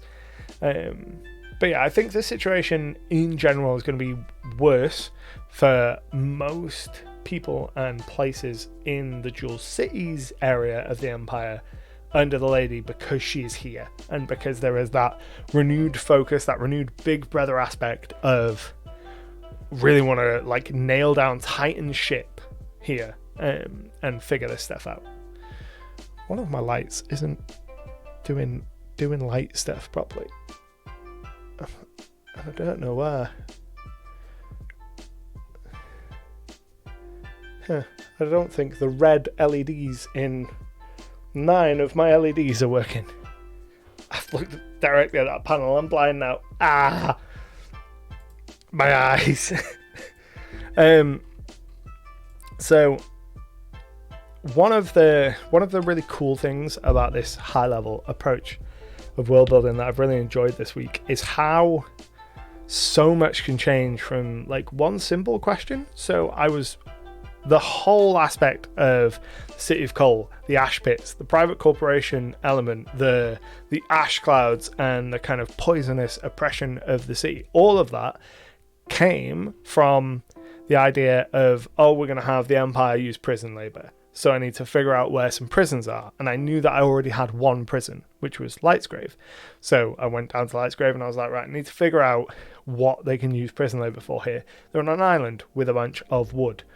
So I need to figure out what they're doing here. So that led me to like, okay, they'll be chopping down a bunch of trees in and around this prison on this island and shipping it back to the mainland. So it'll get sent to Coal. It'd be kind of cool if Coal was like an industrial city, and it snowballed from there. And that kind of world building, at least in my experience, just doesn't come without those layers and layers of context. It's one of those things where even a really small question, I think it started because I was like, what wood are they kind of cutting down? What are they harvesting from this island that the Lightsgrave prison is on? Because I have in the past made a table of wood species of the dual cities and where you can find them, because that's one of the many rabbit holes that I went down. But this is super useful when it comes to describing things to the players. So if the players happen to be in Central Ore, I know, hey, there's a bunch of oak in that region. So if they're moving through a forested area, I can make sure I'm describing the kinds of trees that are around. And then, as it turns out, it becomes really useful for figuring out resources and trade. And then that springboards, based on all the other context clues you have, into, we need to change the map and darken an entire region because there's a permanent ash cloud around this industrial city. The prison camps near Coal could be wallless, but it's the only place where they're protected against the dust and the air. Outside the prison, they would not have the filters. Possibly. I hadn't even considered whether the prisoners have filters. My gut says no, because that feels like, if we're painting the picture of capitalism is bad, the empire is bad, then I don't see any reason why the prisoners would have filters and masks, which is awful, but would establish our villains as villainous villains very, very quickly. That's definitely something that I'm going to have to think on. I imagine it would be a case of the prisoners at best using kind of strips of cloth, or, you know, maybe like the most productive ones get, you know, proper filters and things like that. But that's it's definitely a question we're going to have to ask. Right, I think we've got another ad break in like 30 seconds, so we'll do this. Do the prisoners get masks? That's a question that we will need to ask ourselves. Yeah. So there's going to be another ad in like 20 seconds. So I'm going to go and refill my drink. Don't go anywhere. Enjoy the ad if you get it. And I will be back in like 2 minutes.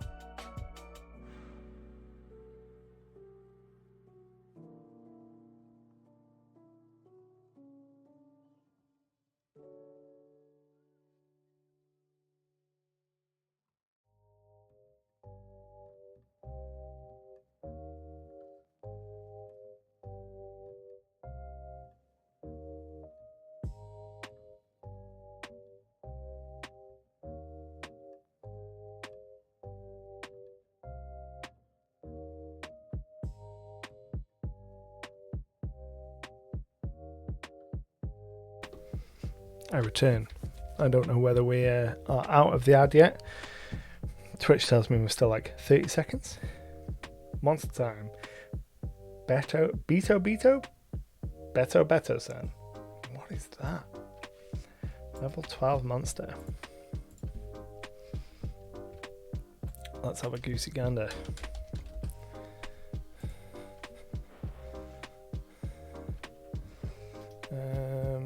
Archives of Nethys.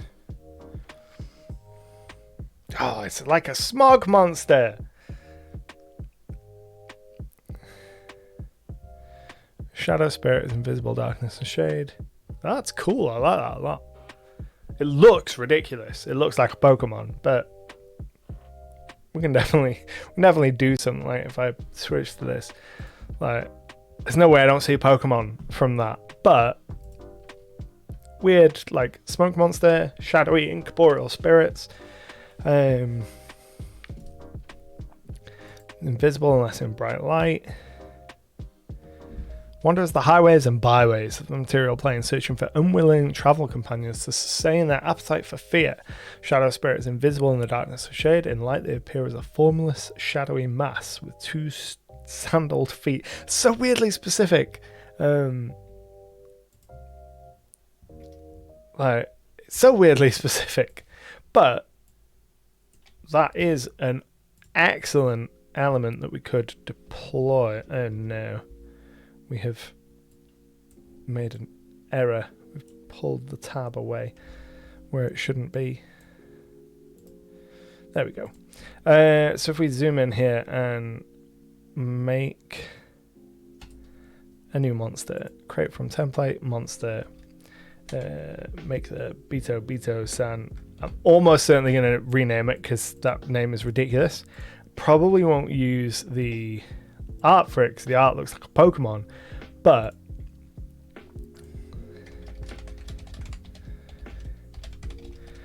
having some kind of shadowy monster, based in the ash pits and building up a legend and myth of the ash cloud having monsters like ash zombies and stuff like that. That's really cool.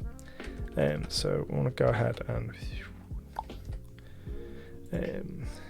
rumors and legends abound about a number of monsters that dwell in the ash clouds. People are hesitant to go out into the ash clouds at their thickest during the night for fear of the ash monsters. So we'd want things like ash zombies, so they would be former prisoners and workers. We'd have shadows. Shadows are always a great option. I like the idea of like some kind of possession skinwalker element. Now we have like a real fear of skinwalkers specifically, so where creatures shape changes, anything that can appear as another creature up in the glass hinterlands. That's one of their key kind of cultural beliefs, is that skinwalkers are among us and we need to protect ourselves against them. But I do like the idea of, whether it is real or not, people believing that people might go out into the ash pits and into the ash and come back different, and the superstition being that something else has come back in them and they're not the same as they were. Wraiths, that's another great one. So probably don't need that there. No, we do want that there, but we don't want that there, or there, or there. And just build up this reputation which would go hand in hand with the Empire's kind of chokehold on the people. You know, follow the rules, stay in line, otherwise you'll be sent to the ash pits, and who knows, you might not come back the same. If you come back at all, you might end up roaming the wastes as an ash zombie, or something else. You know, the ash demons might infect you and you might not come back the same even if you do survive. You know, I think that goes excellently into the propaganda machine of the Empire, into keeping people in line, and into kind of building up the, when you are working the pits, you follow the rules, because if you don't follow the rules, you'll end up being consumed by the monsters of the ash clouds. You know, it's a great way to keep workers in line, is, stay within the lines, otherwise, you're going to be taken by a shadow or a wraith. And the legates will protect those that travel legitimately in it. Exactly. So that, the Empire will maintain a roadway, and that roadway might be illuminated. It might be magically illuminated through the ash pits, connecting Cole with, deeper into the Empire. But once you get off that lit path, you're reliant on either your kind of work gang boss, if you're a prisoner, or a patrol of legionnaires, or what have you. And this pervasive myth that we do not go into the ash cloud because bad things happen in there and we're not sure what. And we could build up all kinds of stories of people that, I was falsely imprisoned and sent to the ash pits, and I worked in the ash pits for years, and I fought horrific monsters, and I've come back with all of these scars. Look at me, I'm an incredible fighter, when really they had a workplace accident or what have you. It gives us a lot of scope to develop lots of little stories in and around this, which will help texture the world and make it feel, when the players are here, like, oh, this is a real place. There's a bunch of superstitions and there's conflicting information, and all the people really strongly believe in this thing. Road could be dubbed something like the clean path, or something that denotes safely. If you follow it correctly, don't leave the road. Yeah, like that whole vibe of the road will keep us safe. Now, whether that is just because it's illuminated, which is, if it's just like an illumination safety, that suggests more that, oh, the thing that's going to get you is the dark rather than the ash. So it could be that then the road has to be like a covered road so the ash can't fall on it, like essentially like a big outdoor tunnel. Follow the yellow brick road. Yeah. So that's something to think about when it comes to that. So the road connecting Cole to the main empire is protected from the ash in some way, either lights or a cover or some kind of magic.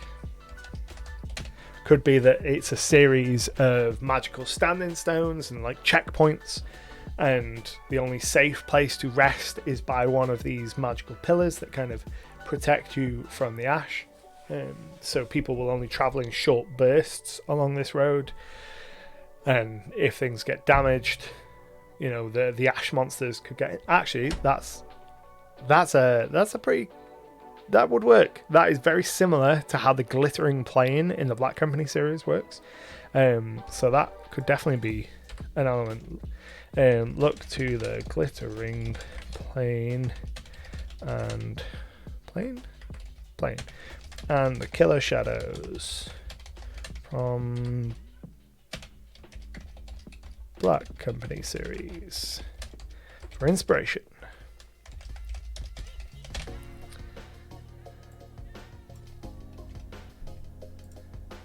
Sounds similar to a part of Raid on Destiny. I've played a little bit of Destiny, like maybe like 2 hours worth. But I was really excited when it was first announced. I really liked the art style of it, but I was not a fan, particularly of the end result, especially given that it was coming so hot off the heels of Halo, and Halo was like a really good story, single player for the most part, focused story, and then Destiny felt very like all over the place, very open. I very much did not like it, and I'm not a huge fan of that style of like bullet spongy gameplay either.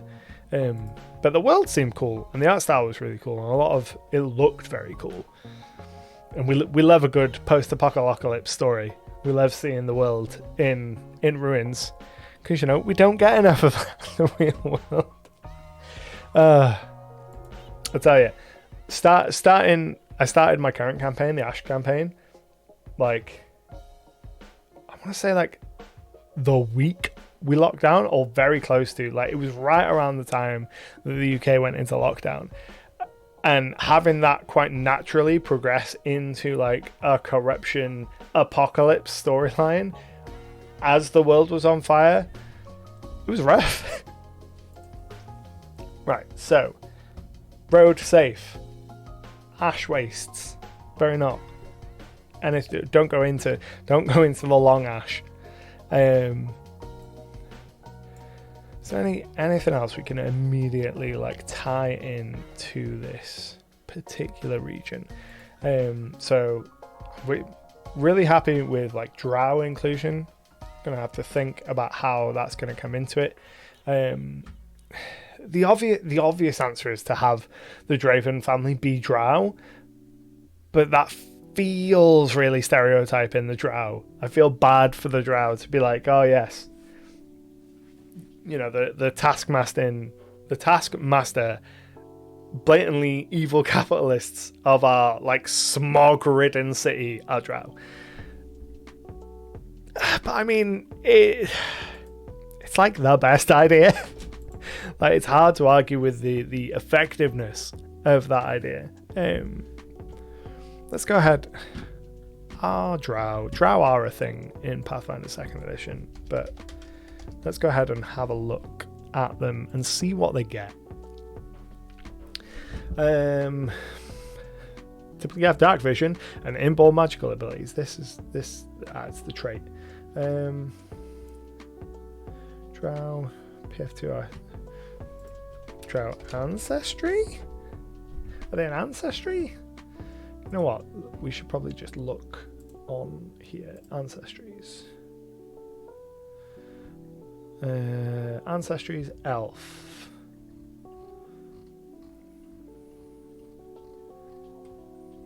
Drow come under elves. That makes sense. Elf. Elf heritages?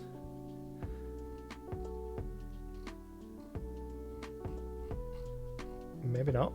It felt like Cavern Elf?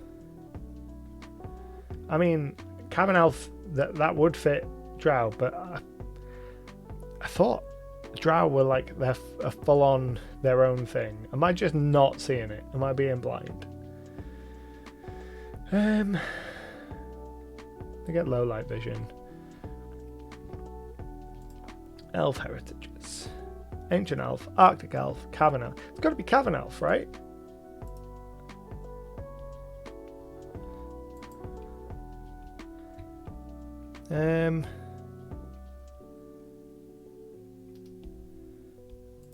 I guess maybe they don't use the word Drow, but then there was Drow features, right? Am I just being blind and not seeing this, or is it just the Cavern Elf? We're just going to assume it's the Cavern Elf. But one of the nice things about kind of Pathfinder in general is when it comes to their ancestry, mechanically, it's all like we shouldn't have too much of an issue going into a problematic territory when being like, oh, you know, evil Drow, Workmaster evil Drow, because they have much less of their cultural and kind of bloodline stuff mixed in together. Core rulebook, page 631. Don't fall. 631. 631. Gee, Willikers, Batman. 631. Drow. Ah, it's the index. Excellent. Drow. Subterranean kin in the elves. It's a trait. Oh, it's just a trait. Okay, cool.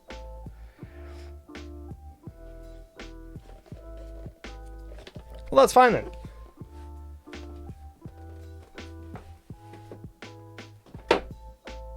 Yeah, I'll fix that later. So maybe the Drow are the only people who can work in the ash unaided, unless they tend to be the ones who escort the cargo and such into the coal. Could be. Draven family should be human. The Drow should be willing to help them. Possibly. I definitely like the idea of there being a lot of Drow around coal, around the ash pits.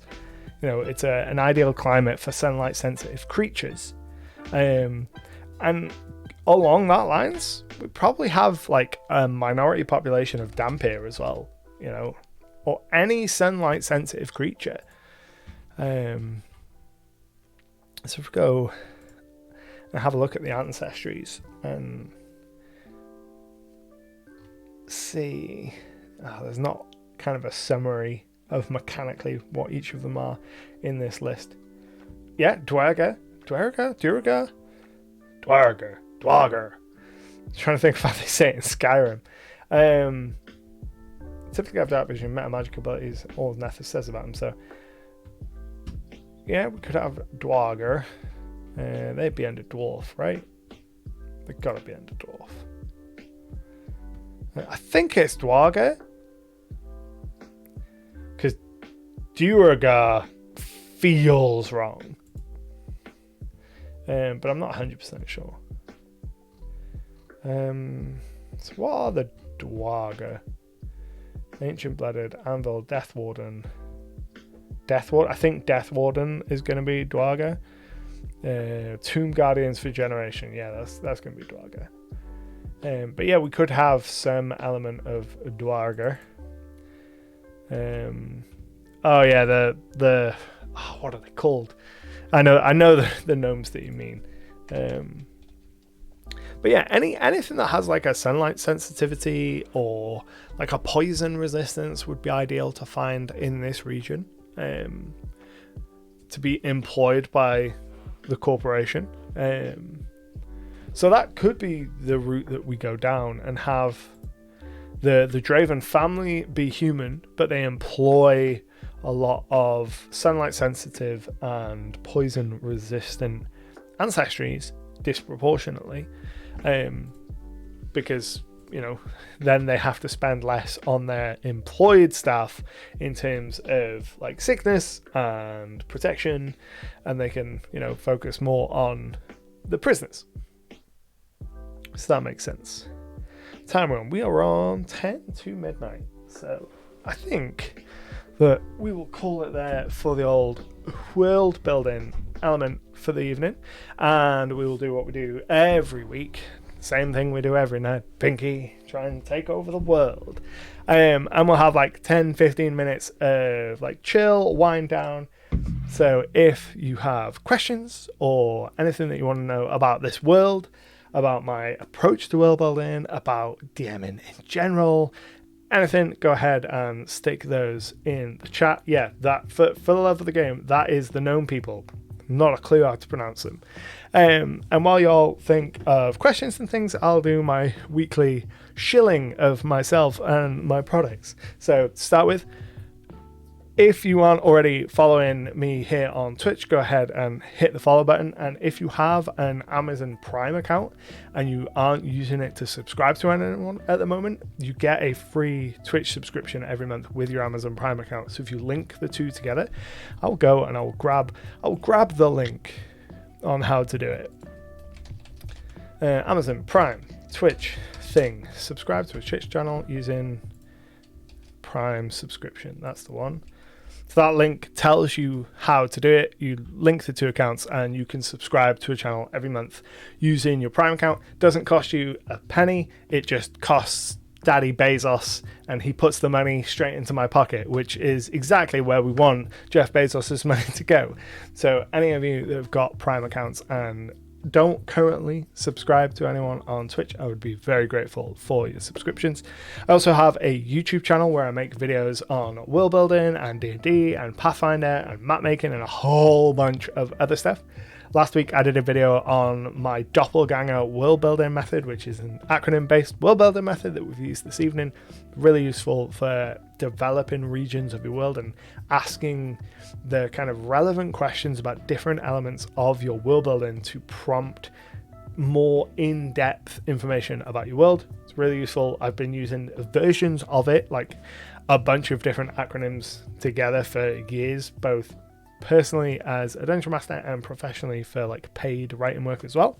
I also have a Patreon where I release a magazine, a digital magazine called SideQuest every single month. This month's issue, the October issue, is live right now. You can get yourself a skeletal ancestry for D&D 5e, 8 new and improved skeletons. So I'm working through the SRD and rebuilding a bunch of monsters. This month we're starting with skeletons, so you get rebuilt basic skeleton warrior, skeleton minion, a bunch of new support skeletons, all with interesting and exciting abilities that are way cooler than the base skeletons. And there is a new druid subclass that essentially turns you into venom. It gives you like a symbiote that you can wild shape into. That's super cool. And then I have a Discord server where you can go and hang around with people from the stream and a bunch of other people that enjoy TTRPGs. And we have a channel for the Dual Cities, and I've been posting updates on the stuff I've been working on the Empire throughout the week there. So go ahead and check that out as well. And I think that's my shilling done. I think it's much easier to shill when you're not running a Kickstarter that you forget to mention every 5 minutes. For the love of games, subscribe with Prime, very much appreciated. Thank you. Oh no, we do have one more shill button.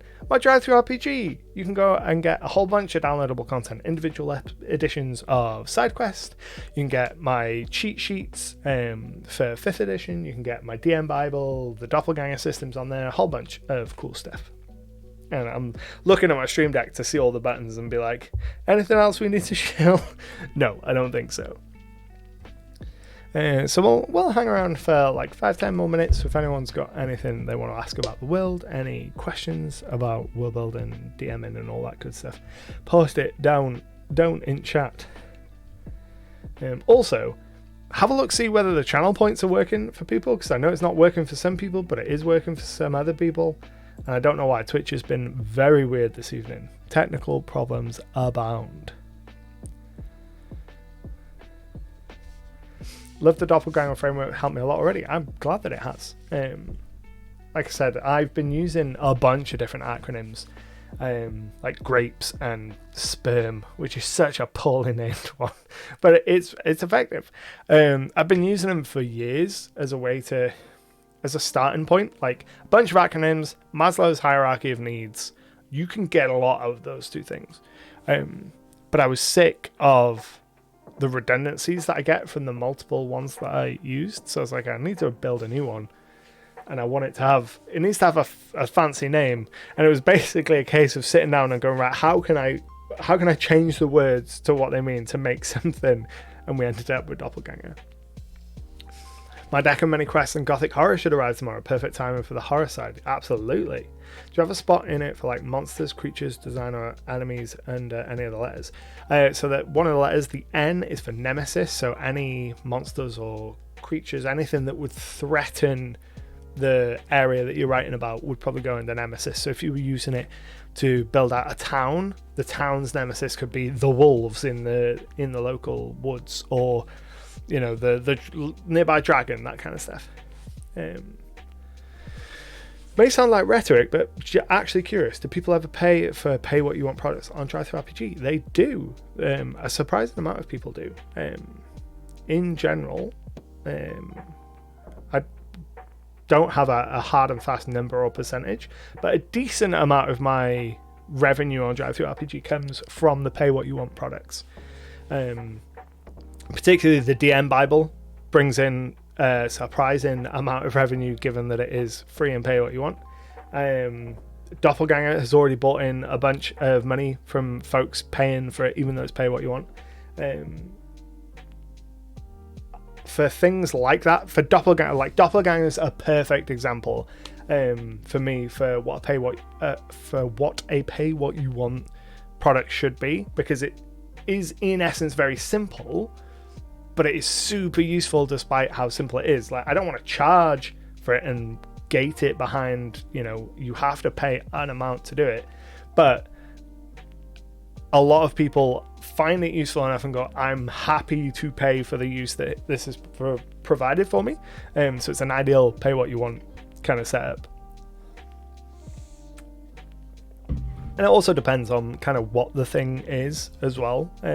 So I've got a bunch of pay what you want stuff on Drive-Thru-RPG, and some of it does better than others. And most of the pay what you want stuff is predominantly kind of people put 0, but that's fine, because I view it as this is a thing I'm giving away for free with the option for people to pay money for it, rather than this is a thing that I'm expecting money for. Tend to try and give at least a couple bucks for stuff, since you usually get at least that much value from anything you get via pay what you want. Yeah, exactly. Like, what I will often do for when I find a product that's pay what you want is I will initially download it for free, and I do quite often go back and then buy it again.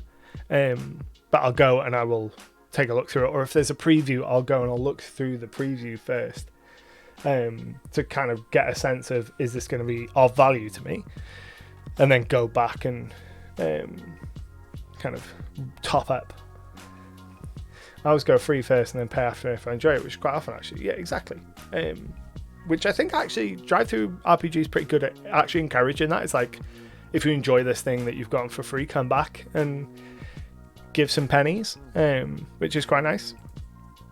But no, I've been really pleased with the reception on Doppelganger so far. I think we're not terrifically close. We're not terrifically far away from hitting copper on it, and it's only been up for the weekend, which is real nice. Because the way the medals work on Drive-Thru-RPG is they only register paid sales. So it won't, like the OneNote Bible, the OneNote DM Bibles sold had like 1,000 copies go on Drive-Thru-RPG, but it's only copper because of the number of people that have paid for it. So yeah, Doppelganger is like 22 away from copper. Yeah, well, we're over halfway to a copper badge for Doppelganger, and it's only been up for the weekend, which is really cool. I'm really glad that so many people have found it so useful in such a short time. So wondering about the lore history section in Doppelganger, or do you think it's more of a type of you can tell it's almost midnight. Or do you think that's more of a worldview type question, or would the lore history just kind of fit under every category in a way? I think the lore and history kind of fits in every category. So for me, it's a case of, as I'm building out those different areas of the worksheet of the Doppelganger, that gives me, those questions are prompting information that is lore and history throughout.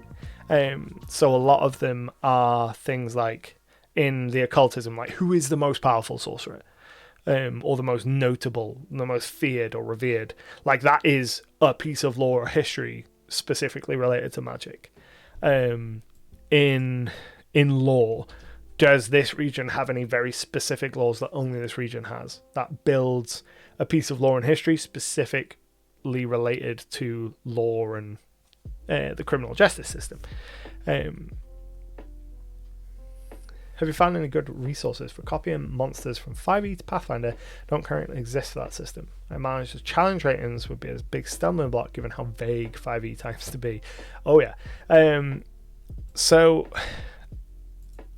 I haven't delved into it super in depth, but I do know that Pathfinder's monster building system is much more robust than 5e. I believe that the GMG Game Master Guide, I think it's in here.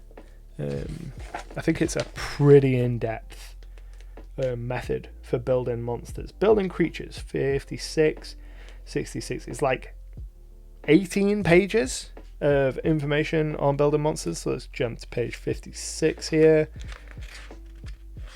and have a quick overview. So it gives you a bunch of tables for like what their ability modifiers should be, what their perception, their skill modifiers, what safe items it is to have, so you can give them some items, and it tells you at this level, at level 6, it is safe to give a creature a +1 weapon. At level 12, it's safe to give a creature a +1 resilient armor, as an example, which really helps kind of keep things balanced without throwing it off based on items, which 5e can be really bad at.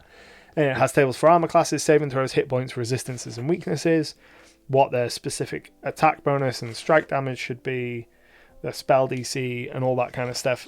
Similar in presentation to how 5e does it. 5e does set up a version of that, but that's not what 5e uses. Whereas Pathfinder 2nd edition very explicitly tells you at multiple points throughout their books, these creatures, this thing has been built using our rules that we give you in the Game Mastery Guide. If you want to build these creatures, follow the rules in the Game Mastery Guide, because that's how we're doing it.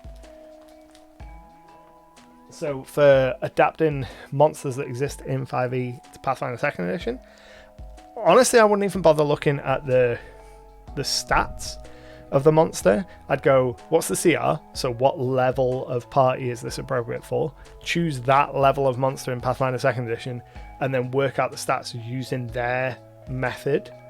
And then if the 5e monster has a specific ability, translate the abilities directly. But for the broad monsters information and stats, I'd just choose the appropriate level, and build it with Pathfinder's system, because you'll have far fewer headaches doing it that way.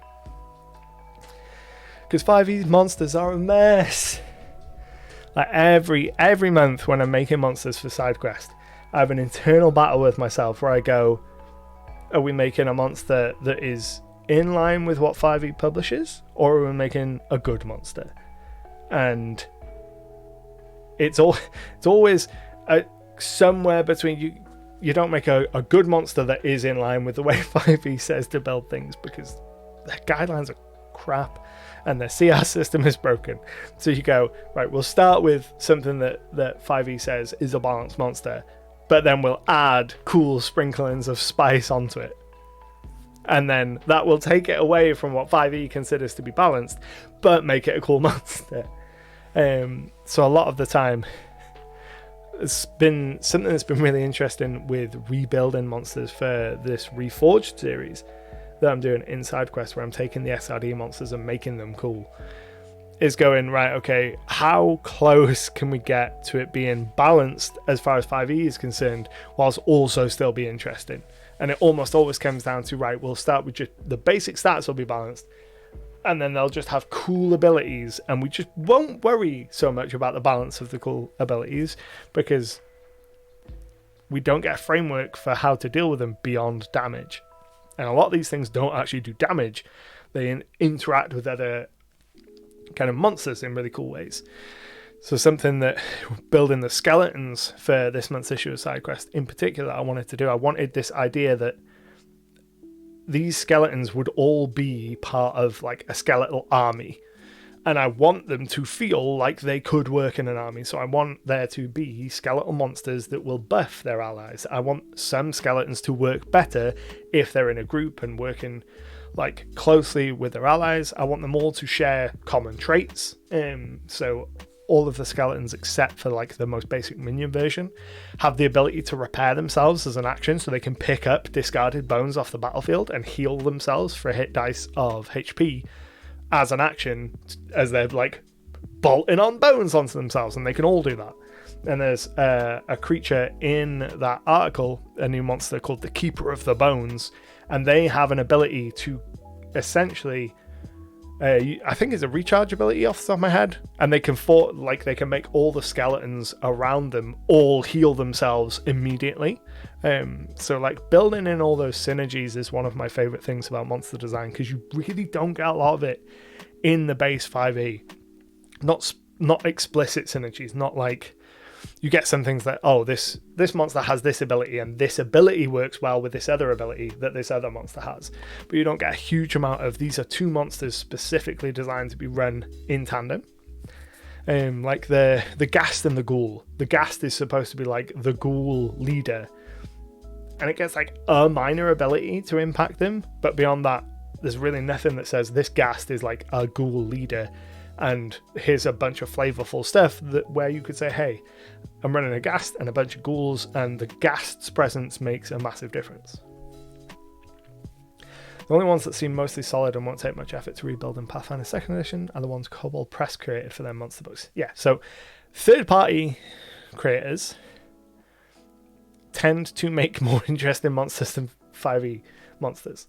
I almost exclusively make my own monsters. Yeah, there's not very often that I don't monkey with my monsters, adjust their HP or give them interesting abilities. Spellcasters, I will almost always wholesale give them a new suite of spells, because most of the spellcasters in 5e just don't have the most interesting of spells, so I will often completely change out the spells spellcasters have.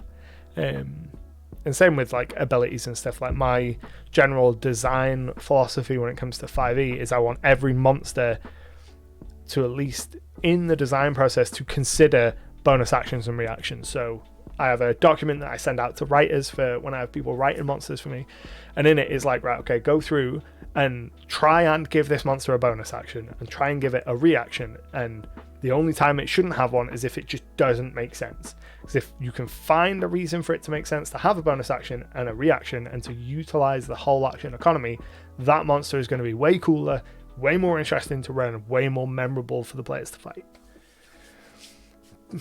Best spells for a spellcaster: Simulacrum and Mirror Image, preferably combined with Burt. Simulacrum is a bonkers, like every villain should have Simulacrum and Clone. About the only 5e monsters I wouldn't mind adapting are Illithids and Gith. Beyond those two, not much else interests me that doesn't already exist in Pathfinder. Yeah, it's only really the Illithid and the Gith the Illithid, the Gith, and the Beholders, and the Displacer Beast. It's only like their proprietarily named monsters that you don't get in Pathfinder anyway. The rest of them all exist in some version in Pathfinder. It's a video I'm going to make soonish. Is comparing monsters between the two systems, because like you look at the Pathfinder version of the Owlbear versus the 5e version. The Pathfinder version, the owlbear can like let out a screech that can demoralize. It can do way more interesting things than the 5e version. Displace beast in Pathfinder First Edition under the name Cool. There's some I think in my mind the Displacer beast shares some of the kind of initial inspiration with, I can't remember what Pathfinder calls them. I know them as Forvalaka because that is what it is in the Black Company, but there is a Pathfinder vampiric leopard type creature with a name that is almost Forvalaka. It's got a V at the start, like Verkalaka Vaz or something. But in my mind, it's Forvalaka. And the Displacer Beast is very similar to that, like a incredible, like panthery, leopardy monster. Octopi and Kraken should get an action for each tentacle. Fight me. I don't see any reason.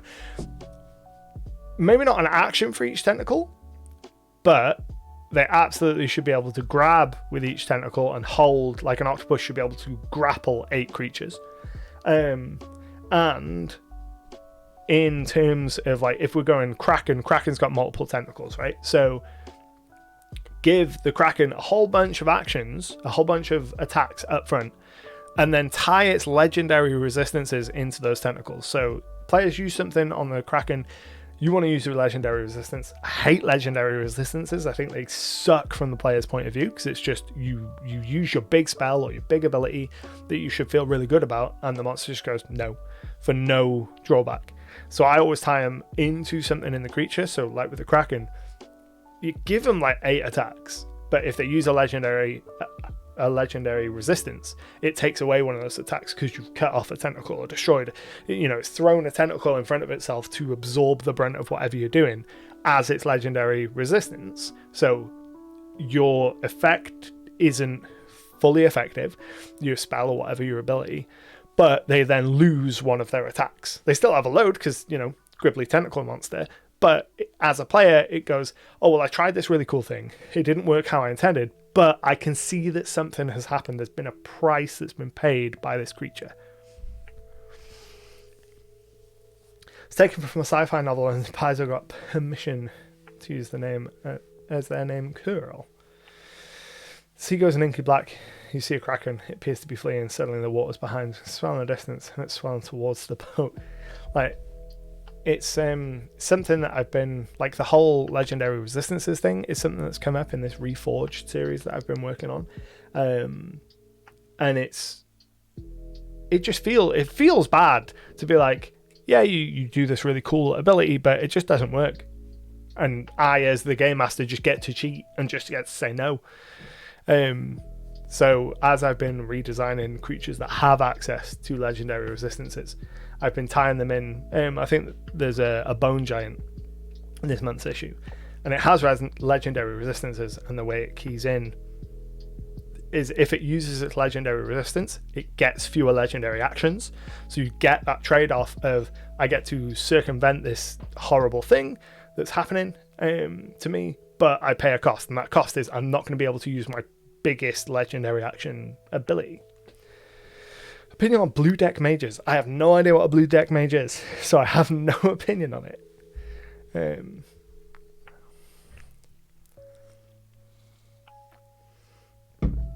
What time are we on? We are on 10 past midnight. We are going to wind it down here in just a second. So any final questions or thoughts or observations, throw them down and do one more round before we go ahead and call it an evening, because it is late. I've done all my shilling. I've done all of the algorithm things that being on the internet demands of me.